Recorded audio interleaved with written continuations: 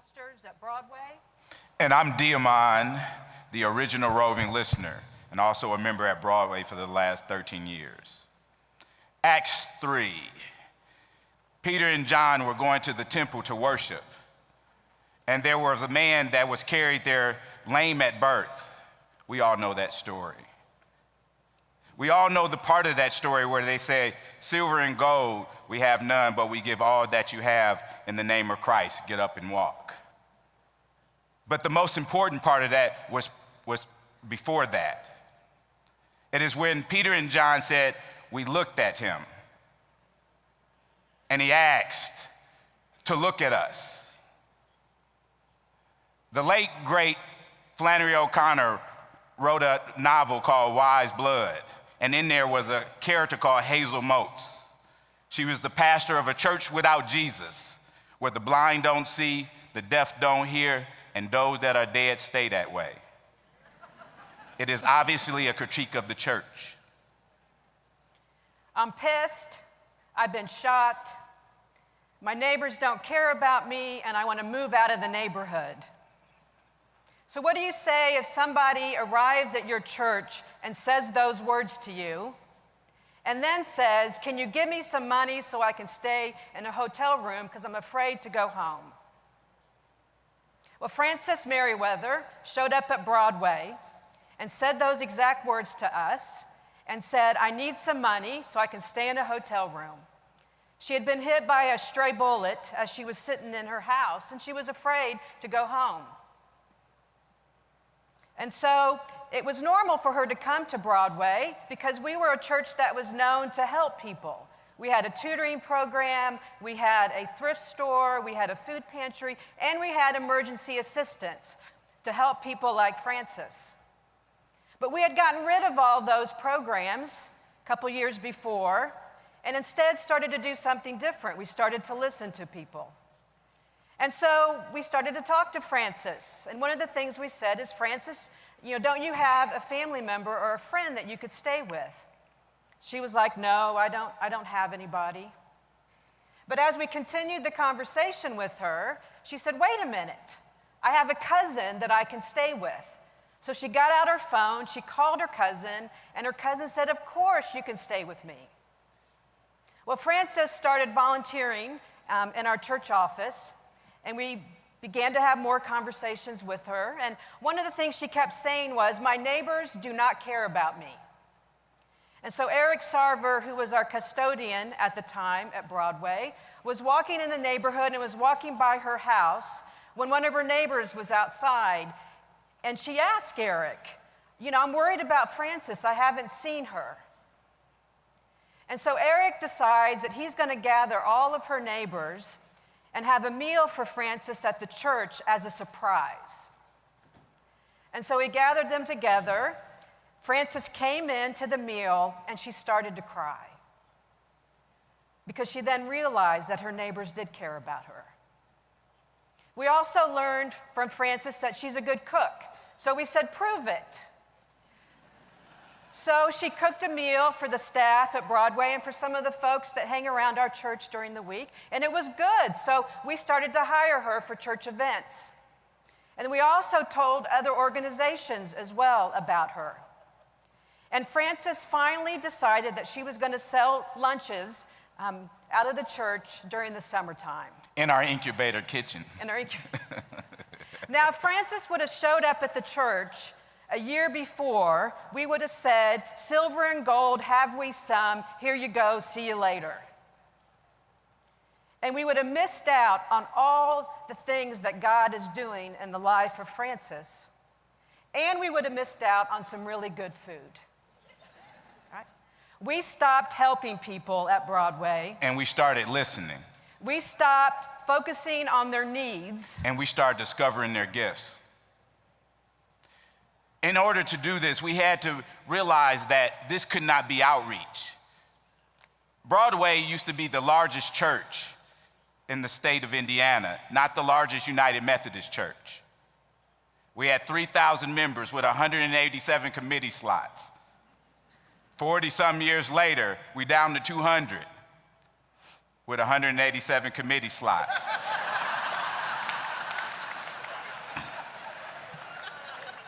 So that poses a problem, right? We had to restructure ourselves. My friend Edgar Kahn, who coined time banking, talks about blob versus squares. Square structures are those that are built like architects use. Blob structures are what are used for human beings because we're complex. So we had to realize that worship was an important part of that. So we started celebrating ministries ending, ministries continuing, and ministries beginning. So as the Roving listener, my job is to go out and find people's gifts and talents in my neighborhood and in my congregation. And one of the people I ran into was a young lady named Maya, who lived 3 doors down from me.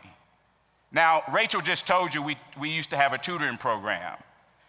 We asked for tutors from Lilly Pharmaceutical, from all over the suburbs, all in the schools, and we never asked for tutors in our neighborhood. Maya had tutoring out of her house. So I had Reverend Mike call her and invite her to our congregation to tell her story. Now, she grew up in that neighborhood, and she had never been in that sanctuary for worship. And we knew this because when she came in, she sat in the front row. And then we do a little bit of something where we stole from the wedding liturgy, and we had a guy called the animator of the human spirit would lead this, and he would have everybody that would tell Maya, that would support Maya, would they please stand, and people stood. And he said, would we do everything in our power to uphold and support the ministry of Maya? Would you say we will? Now, Maya don't know everybody's standing until they thundered, we will. Everybody say, we will. We will. She jumped, and 2 things became visible that wasn't visible before. The congregation got to see a gifted person, and Maya got to see people that cared about the same thing she cared about. So we've decided at Broadway to build and deepen this practice of listening by hiring young people in the neighborhood during the summer to go around and get to know their neighbors. We call it the Roving Youth Corps. And they basically have 4 responsibilities. They are to name the gifts, passions, and dreams and talents of their neighbors. They are to bless them, which means literally lay hands on them and bless them. They are to connect them to people who share a common interest. And they are to celebrate their neighbor in some way. Well, the very first summer that we had this at Broadway, the young people met a man by the name of Love Majors. Yes, that's his name. That's his name. And Love Majors had been a neighbor for decades there in the Mapleton Fall Creek area, and he was a brick mason, he was a home builder, he was an inventor, he was an artist, he was an Eagle Scout. Eagle Scout, right? All these things. And he couldn't read. But what he could do was much more powerful than what he couldn't do. We started listening to people at Broadway, like Love Majors. Yes. If we would have created a literacy program, Maya. Well, what we would have done, if we had not stopped helping people, we would have only seen Frances as somebody who needs money from us. We would have not even seen Maya. And we would have created a literacy program for Love Majors. Yes. When we started listening to people instead, we discovered Frances was a good cook. We saw Maya tutoring people in her neighborhood, from phonics to Sophocles. We knew our neighbor Love Majors as an inventor and an artist. So thank God we stopped helping people. We stopped helping people. That's okay. Before Matt starts, I'm sorry, I did want to give a shout out to Duane Carlile. He's a pastor at Main Street in Kokomo, and I see him in the back. But Duane was a huge part of this program at Broadway, but he's at another place now, so thank you out to Duane. Thank you.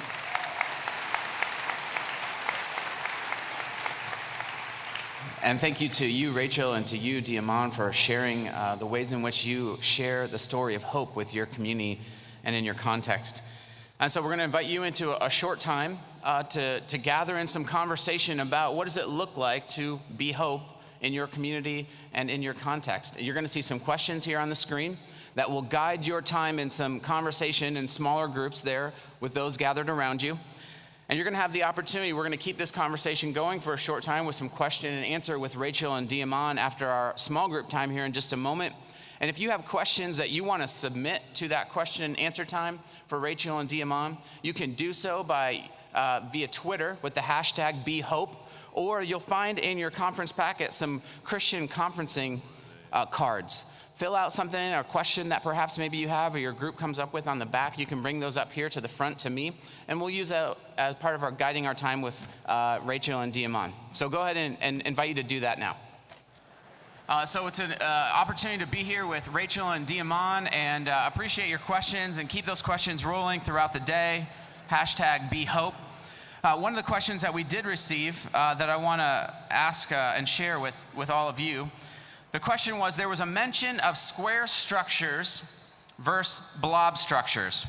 Where might I read or learn more about this? You guys want to mention something about that? Well, I spent some time at the Kettering Foundation, and Dave Matthews mentioned that it's a YouTube. So just look up Edgar Kahn, blobs versus squares.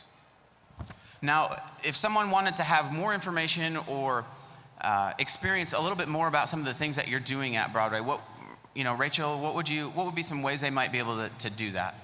We are more than happy if folks want to come learn from us, just to come to our church, particularly this summer, because on Monday, our young Roving Youth Corps is going to be starting again. And it's a great time just to come and to walk with them in the neighborhood and to see what they do if you're interested in the naming, blessing, connecting, celebrating that they do. We have got a question that came in through our social media, and the question comes from Jen Meadows, and she says, how can we shift our congregation's culture from ministering to ministering or ministry with? Talk a little bit about that. Well, the way we look at things is we feel like that God has already worked in the lives of people. And what we do is just pay attention to where God is already working at. And so we believe that everybody has a ministry, right? And everybody has a gift. And everybody is a minister. And so if we're sitting here and we say, can you give me one or two practical ways that Broadway has figured out a way, or has tried some ways, figuring out, right? We're still trying to all do that. What it looks like to be in ministry with. You talked about Francis. What were some other ways that you guys have done that? Well, I mean, to me, it's a shift in perspective. You simply have to stop asking people what are their needs. And our focus is on the abundance that's already in the world. And so you have to, as you approach anybody, the fact is, what do they have to give? God is already working in their life. It says so in the Pentecost story in Acts. So how can we figure out who they are, their gift, and their passion? And how can we involve ourselves in what they're already doing? I mean, it's just a total shift in perspective. And practically, let me give you an example. This summer, there was a lot of money that come into our neighborhood to do arts. And usually, most of the time in community development, that would happen from the outside coming in. And I popped in on the meeting, and I threw 20 portfolios of artists that lived in this low-income neighborhood. So this year, the artists in our neighborhood designed a labyrinth to hit on the canal. But again, going with what Rachel was saying, if we didn't stop and pay attention in that. So those artists have meals with people in and outside of our community, with people in our congregation, with people amongst all the city, to see that they have gifts and they're worth investing in. Not just a pat on the back, but hey, let's actually put our money where our mouth is and invest in people. And we also have another thing that we've added to our service. It's called the Lesson from the Contemporary Church. So every Sunday we have it, and we said, when the book went to press, God didn't stop speaking and acting in our lives. So we oftentimes invite people from the outside, like from your neighborhood, to come in, from the neighborhood to come in and to share their story. which is, again, another way ministering with. You're involving them, right, as equals in the life of your church. It sounds like so much of the ways in which you're engaging hope in your community is centered around relationships Yes. and listening and establishing those relationships and giving people the space to explore the ways in which God has gifted them to bring hope to their own community and the ways in which they're doing that. Thanks, Yes. Rachel. Thanks to DeAmon. Thanks to those of you that were a part of this conversation with your questions. And I would encourage you to keep that going throughout the day. Know that Rachel and DeAmon are available. They're accessible. They're actually pretty cool, too. So connect with them. They've got lots of cool experience to share with you and figure out ways that we can continue to be hope. Thanks. Thank you.